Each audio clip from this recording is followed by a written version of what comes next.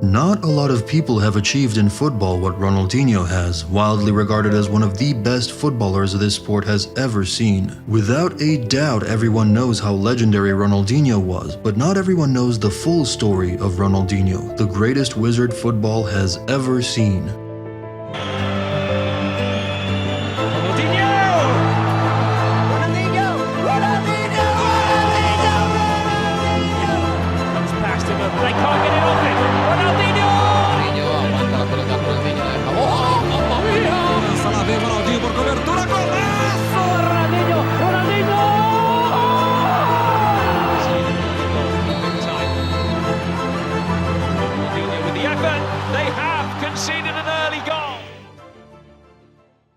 Ronaldinho was born in Porto Alegre, a town in southern Brazil, at 3:20 a.m. on March 21, 1980. His mother, Miguelina Eloy Assis dos Santos, was a salesperson who studied to become a nurse. His father, João de Assis Moreira, was a shipyard worker and a footballer for the local club Esporte Clube Cruzeiro, not to be confused with the larger Cruzeiro Esporte Clube. Young Ronaldinho's passion for soccer started very early at his home. His brother was the biggest inspiration and encouragement for him, since Roberto Assis was considered as a very promising football player for Porto Alegre. Young Ronaldinho spent most of his childhood days with a ball at his feet. One of the main entertainments for his family was lining up chairs in a row and dribbling around them, or passing the ball under the chair legs. In a later interview, he said that he loved to dribble. According to him, he learned dribbling at his house when he was playing between the furnace and chairs or in the garden with his dog. That was his pleasure. Everything was going pretty well for young Ronaldinho until the early 1989, when he was about to turn 9 years old. His father suddenly suffered a heart attack in the pool house and died. This accident made young Ronaldinho to look even more to his older brother, Roberto, for guidance. In the later interviews, he said that he really loved his father. He was always at his side, but when he died, his family came together more than ever. His brother had to take a role as not only his brother, but as his idol.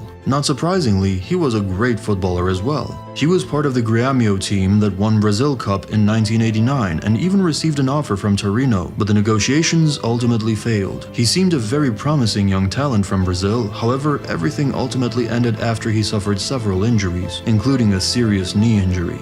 But before he would end his career, he was getting considerable international attention for his play, and almost every single time when he was interviewed, he was always mentioning his younger brother, saying that the greatest player of the Moreira family was on its way and that the world would be amazed by his younger brother's talent someday. His footballing career officially began at the age of 7 when he joined the football school for children at Grêmio Futebol Porto Alegrense. He was playing not only classic outdoor football but also indoor futsal as well. It was not long after his joining that he made fans very impressed by his ball control and skills. Young Ronaldinho was so impressive and talented that his family started making videotapes of him playing. On these footages, we can see that his usual playstyle was present in him since the very young age. In Brazil, ever since the great Pelé, who emerged as 15 years old from Santos, the country has been searching constantly for the next footballing genius. So when Ronaldinho came into the play, naturally all eyes were drawn to this promising young stars in the hope that he would emerge as the successor to arguably the greatest footballer of all time. Ronaldinho was matching his immense hype.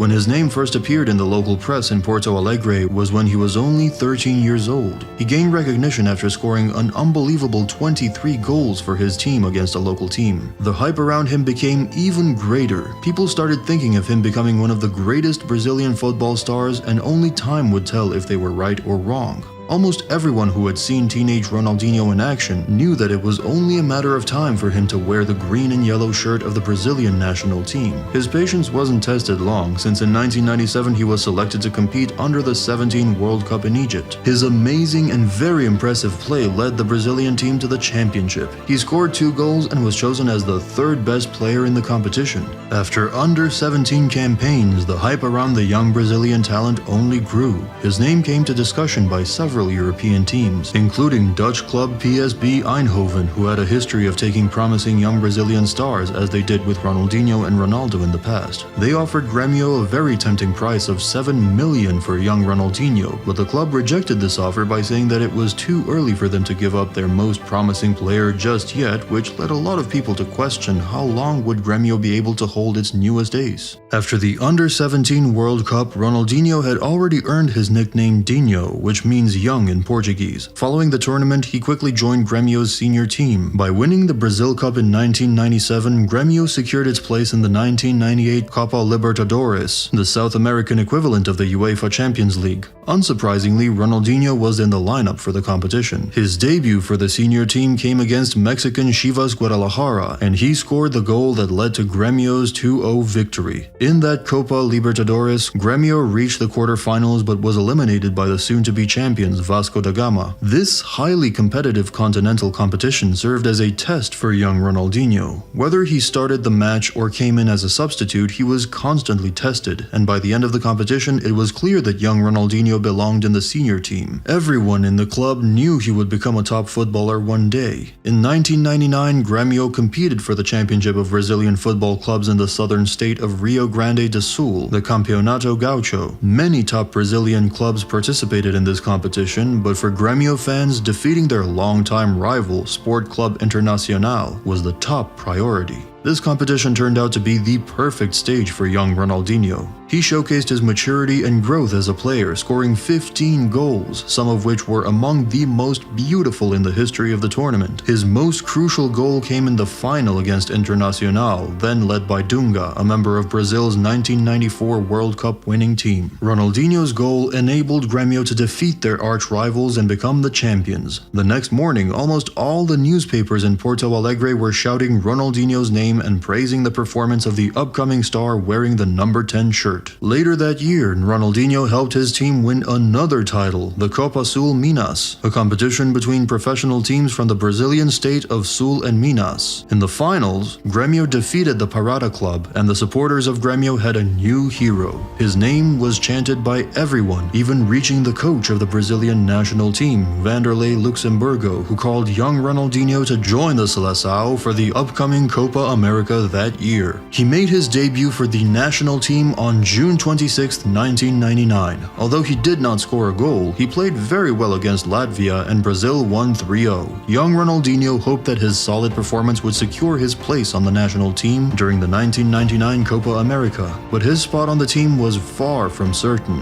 However, destiny played a hand in helping young Dinho achieve victory with the national team. During the final match of the Sao Paulo Championship between Corinthians and Palmeiras, Corinthians striker Edilson da Silva Ferreira, known as Edilson, took the ball at midfield and began to juggle the ball in front of a Palmeiras defender. This act was considered unsportsmanlike and an attempt to humiliate his opponent, resulting in Edilson losing his place in the national team. Ronaldinho was chosen to replace him and received his first chance to play in an official tournament for Brazil.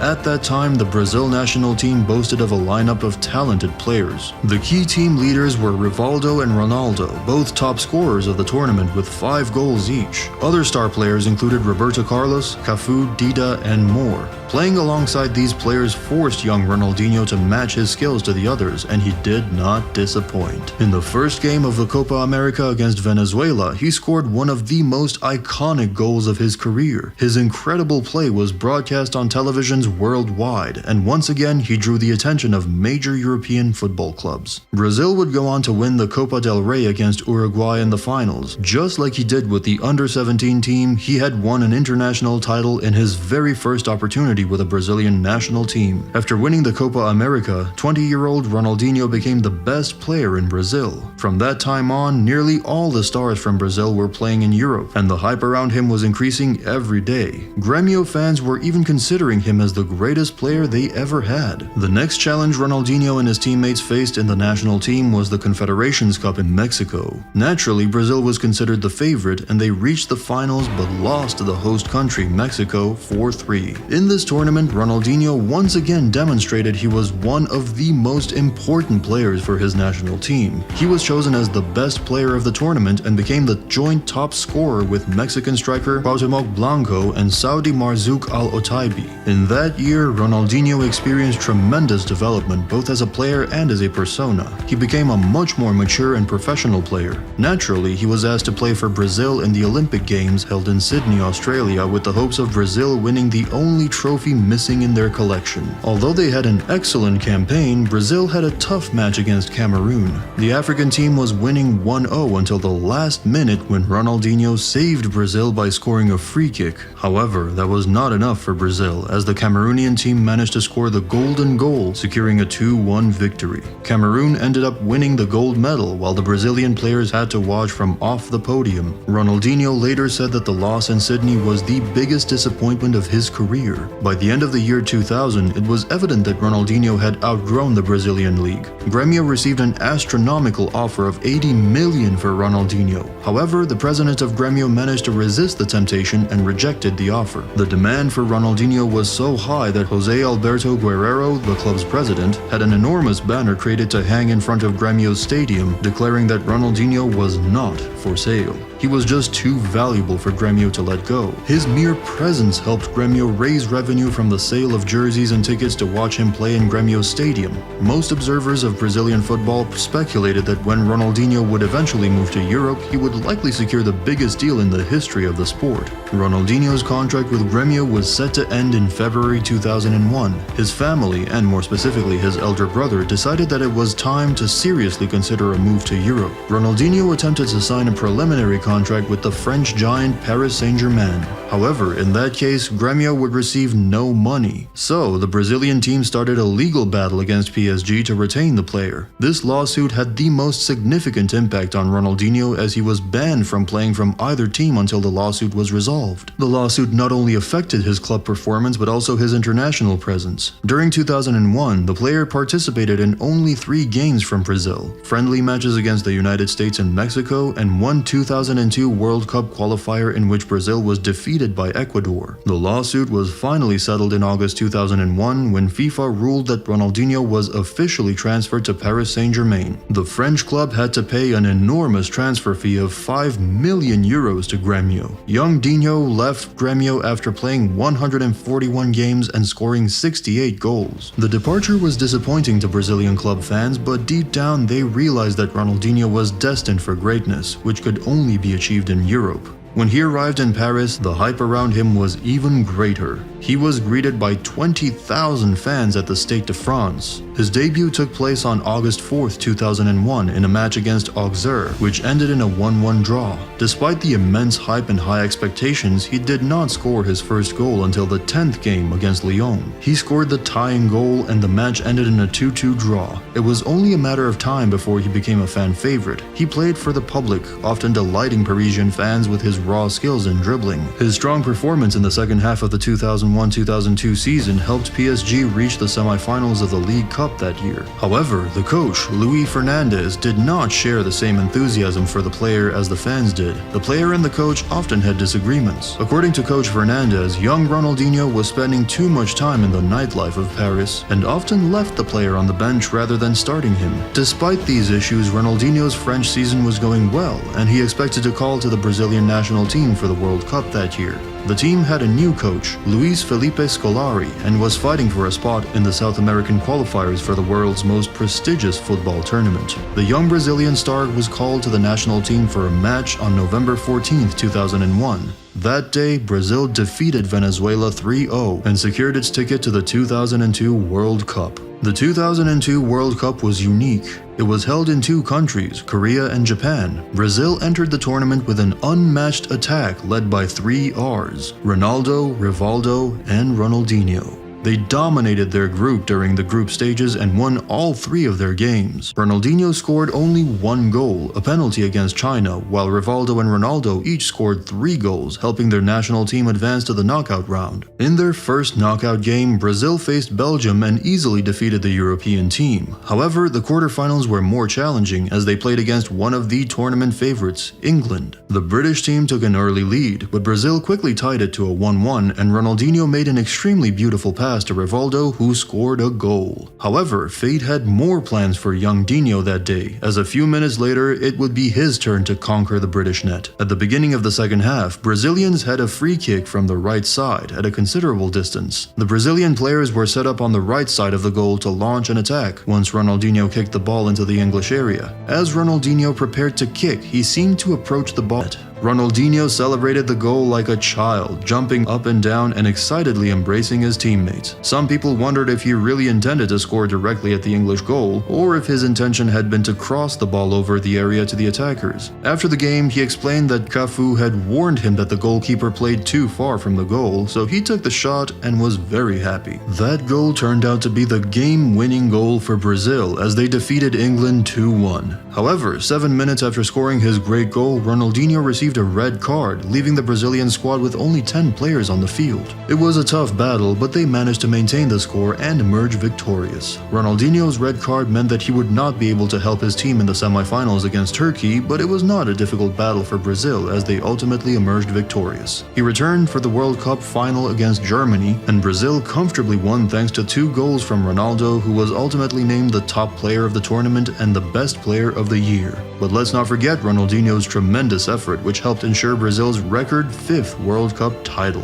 He left Asia with a legion of devoted fans around the world. The 2002 Cup was very successful for Ronaldinho, and the immense hype around him only increased. Although his fellow teammate Ronaldo was the biggest name in the World Cup tournament, football experts recognized that Ronaldinho, who was only 22 at the time, had yet to reach his peak as a player. He returned to Paris Saint-Germain for the 2002-2003 season, but his continued disagreements with coach Luis Fernandes made it clear that the youngster wouldn't want to stay there. Despite the repeated rifts with Fernandes, Ronaldinho returned to the team for the 2002-2003 season, wearing the number 10 shirt. Though his performances in the second season with the club were underwhelming compared to the first, Ronaldinho still played admirably for the club. On October 26, 2002, he scored 2 goals in PSG's 3-1 victory over classique rivals Marseille. The first goal was a free kick, curling past numerous Marseille players in the 18-yard box before sailing past goalkeeper Vedran Runye. On February 22, 2003, Ronaldinho scored the goal of the season as chosen by public vote against Guingamp. Ronaldinho also earned praise for his performance in the Coupe de France, where he scored both goals in the club's 2-0 win over Bordeaux in the semi-finals, which propelled PSG into the finals. After scoring his first goal in the 22nd minute, Ronaldinho capped the game in the 81st minute by expertly chipping the ball over the head of goalkeeper Ulrich Ramé, despite Ramé being in a favorable position. For his performance, Ronaldinho was met with a standing ovation from the Parisian supporters. Unfortunately for the club, Ronaldinho and the team couldn't maintain the form that got them to the final, losing 2-1 to Auxerre due to a last-minute goal from Jean-Alain Boumsong. Despite Ronaldinho's performances, the club finished in a disappointing 11th placed position. Following the season, Ronaldinho declared his desire to leave the club, as the capital club had failed to qualify for any European competition. Despite his relatively poor form at PSG compared to Grêmio, Ronaldinho's hype remained as significant as ever. Many were left wondering where this young star would land next. 3 major powers of European football emerged as the top contenders for his signature: Manchester United from England and rivals from Spain, Barcelona, and Real Madrid. We all know how it eventually unfolded. When Ronaldinho joined the team, Barcelona was not in its best form. The transfer of Luis Figo to Real Madrid had complicated matters for the Barcelona board. This transfer made Barcelona's president at the time, Joan Gaspart, paranoid, which led to many poor decisions. They spent heavily on transfers that were destined to fail, significantly increased player wages and release clauses, and even replaced the manager, Ferrer, with Charles Rizach midway through the season. However, these changes did not significantly improve the team's performance. Barcelona barely managed to qualify for the Champions League, largely thanks to Ronaldo's legendary hat-trick in his last match against Valencia a week before Barcelona's iconic captain Josep Guardiola announced his departure from the club to join Roma due to issues with the management. The following season was not much different. Barcelona finished 4th in the league, while Real Madrid dominated with their Galactico era. After Real Madrid beat Barcelona in a tense European semi-final, they won their 3rd Champions League in the last 5 seasons, signaling the end of an era for the club. In an attempt to revive the club, Gaspard brought back Van Gaal. Rivaldo, the best player in the team, left the club along with other players who did not get along with him. To bolster the squad, Barcelona acquired an upcoming star, Riquelme. However, Riquelme struggled to adapt to the manager and the players. After wasting significant funds over the past couple of years, the club decided to focus on La Masia and promote youth players. During Van Gaal's tenure, several iconic players of Barca, such as Andrés Iniesta and Valdés, made their debuts for the team. However, the team hit rock bottom when Van Gaal's management and the Dutchman resigned after Barcelona found themselves just 2 points above the relegation spots in 15th place. Caretaker manager Radomir Antic managed to guide the team to a 6th place finish, earning a European spot. Antic, however, made some astute decisions, such as moving Puyol from fullback to the center and giving Xavi more freedom in midfield. Nevertheless, Riquelme's issues persisted under the new coach, as the Argentine refused to shake the Serbian manager's hand after being substituted in a league match. After Joan Gaspar's resignation in February, the club's members demanded immediate elections, and one of the candidates was a young Catalonian group led by Joan Laporta and his second-in-command, Sandro Rosal.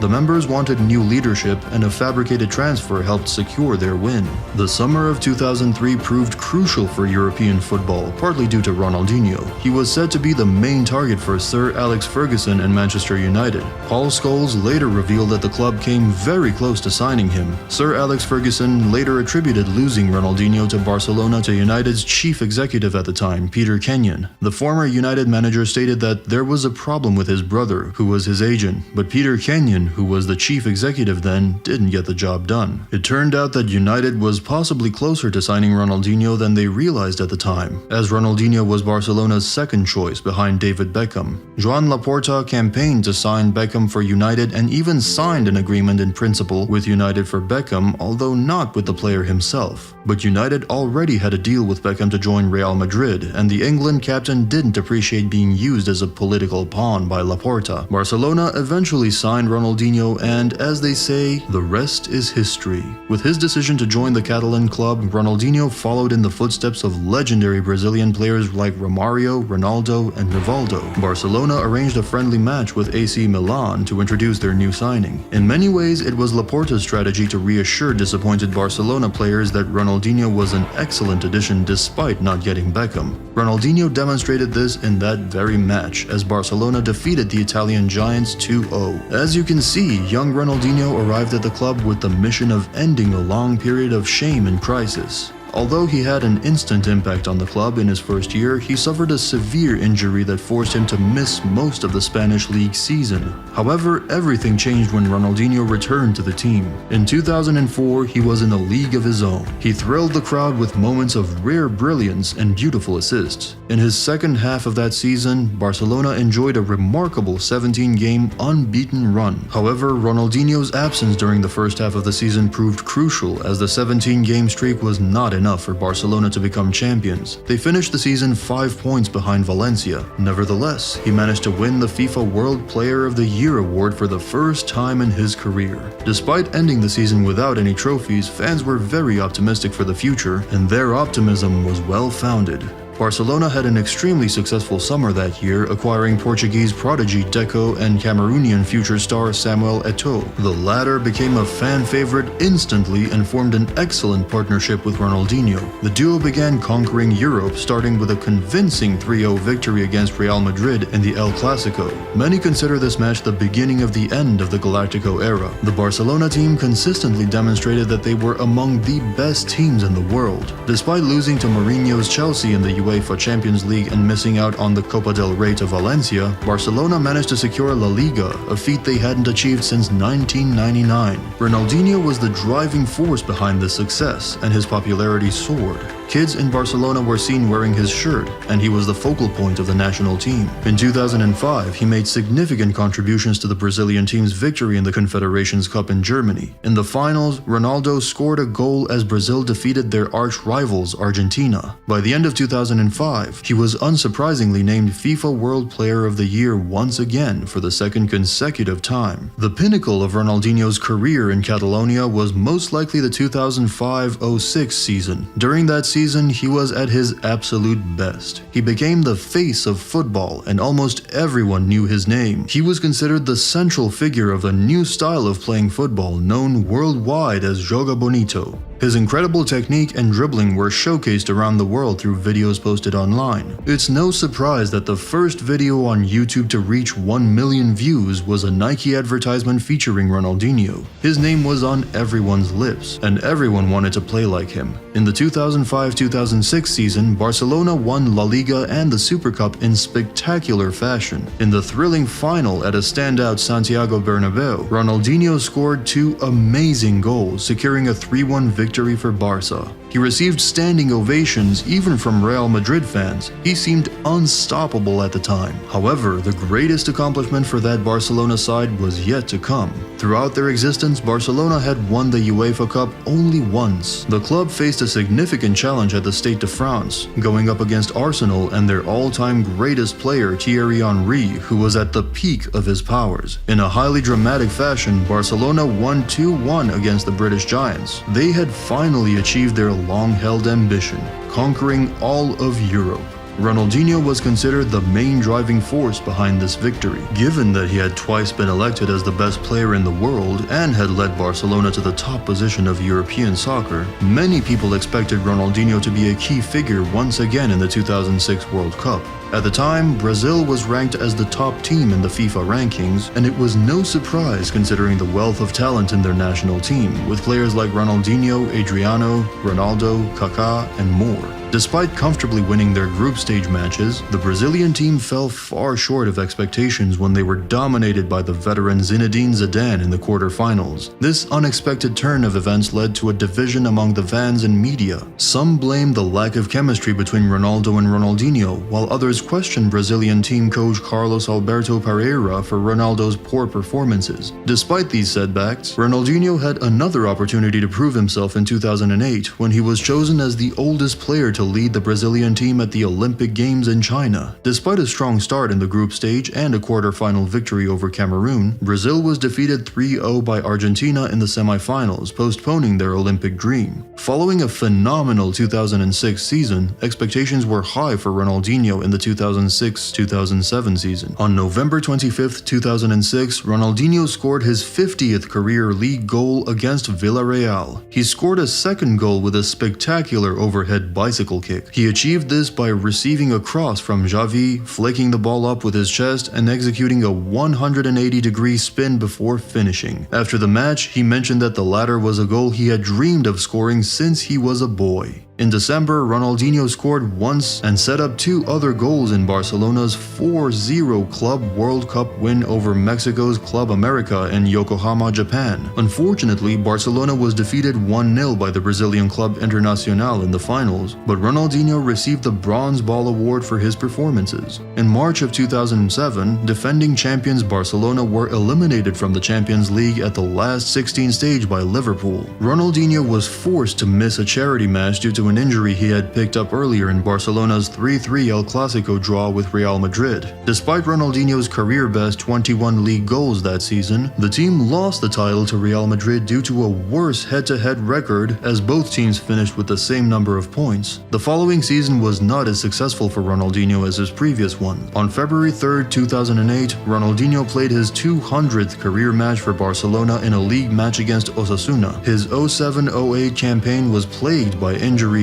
and a muscle tear in his right leg prematurely ended his season on April 3rd. Ronaldinho's partying lifestyle and lack of dedication to training had taken a toll on his physical condition. On May 19, 2008, Barcelona club president Joan Laporta stated that Ronaldinho needed a new challenge and suggested that he needed a new club to revive his career. After it became clear that Ronaldinho would leave Barcelona, Manchester City attempted to sign him with an enticing offer of £25.5 million. However, Ronaldinho chose to play in Italy with Kaká and other stars at Milan. Ronaldinho scored his first goal for Milan in a 1-0 derby victory over Inter Milan on September 28th. His first brace came in a 3-0 win over Sampdoria on October 19th. He scored a 93rd minute match winner against Braga in the UEFA Cup group stage on November 6th. Ronaldinho finished the 2008-2009 season at Milan with 10 goals in 32 appearances across all competitions. However, despite a good start to the season, his fitness issues and late-night partying lifestyle led to criticism, with Carlo Ancelotti, his coach at Milan, stating that the decline of Ronaldinho hasn't surprised me. His physical condition has always been very precarious, but his talent has never been in question. His second season in Milan didn't start on a high note, but he soon rediscovered his form. Ronaldinho was arguably Milan's best player of the season. Newly appointed coach Leonardo Araujo changed his role from a central attacking midfielder to the left side of midfield in an offensive 4-3-3 formation. On January 10, 2010, Ronaldinho scored 2 goals against Juventus in an away match, sealing a 3-0 victory for Milan. In the following match against Siena on January 17th, Ronaldinho scored his first hat-trick for Milan, converting a penalty kick, scoring with a header from a corner, finishing with a strike in the top right corner from 20 yards out. On February 16th, Ronaldinho played against Manchester United in the Champions League and scored an early goal at the San Siro to give Milan the lead. Milan ended up losing 3-2, but Ronaldinho finished the season as the assists leader of Serie A. He did miss 3 penalties in the domestic season, however. In that year, he was summoned by coach Dunga to participate in some qualifying games for the 2010 World Cup. Despite expecting to be part of Brazil's 2010 World Cup squad, his name never appeared on the final roster. During the first half of the 2010-2011 season, Ronaldinho was part of the team's attack that also included 2 new signings, Zlatan Ibrahimovic and Robinho. However, he spent most of his time on the bench, making 16 appearances, scoring 1 goal and providing several assists. During this time, he openly expressed his desire to return to play in Brazil in the hopes of securing a place on Brazil's 2014 World Cup squad. His transfer saga was filled with rumors and links to various clubs, including Grêmio, Los Angeles Galaxy, Blackburn Rovers, and other Brazilian clubs such as Corinthians and Palmeiras. To the surprise of many, he chose Flamengo and returned to wear the red and black shirt after his stint at Milan. Ronaldinho scored his first goal for Flamengo in a 3-2 victory against Boavista on February 6, 2011. On February 27th, he converted a second-half free kick to secure a 1-0 win for Flamengo against Boavista and won his first piece of silverware with the team, the Taça Guanabara. This success earned them the Campeonato Carioca title 2 months later, as they also won the Taça Rio. On July 27, 2011, Ronaldinho scored a hat-trick in Flamengo's 5-4 away win against rivals Santos despite being 3-0 down within the first 30 minutes. This match is considered a classic in Brazilian standards and featured the talents of young Neymar alongside Ronaldinho. Everything seemed to be going well for Ronaldinho in his new club. However, on May 31, 2012, he filed a lawsuit against Flamengo claiming lack of payment for 4 months and cancelled his contract with the club. Ronaldinho made a move to Atlético Mineiro on June 4, 2012 with a 6-month contract just 4 days after leaving Flamengo. He wore the number 49 in reference to his mother's birth year, since his preferred number 10 was already assigned to Guilherme in the 2012 season. Ronaldinho made his debut for Galo on June 9, 2012, playing for 90 minutes in a 1-0 away win against Palmeiras. He scored his first goal for the club on June 23, 2012 against Náutico from the penalty spot. Ronaldinho led Atlético Mineiro to an impressive 2012 season, helping the club finish second in the 2012 Brasileirão and qualify for the 2013 Copa Libertadores. Ronaldinho also won the Bola de Ouro award, selected as the best player in the league. Following that year, Ronaldinho played a crucial role in helping Atlético win the Campeonato Mineiro and securing the club's first Copa Libertadores title.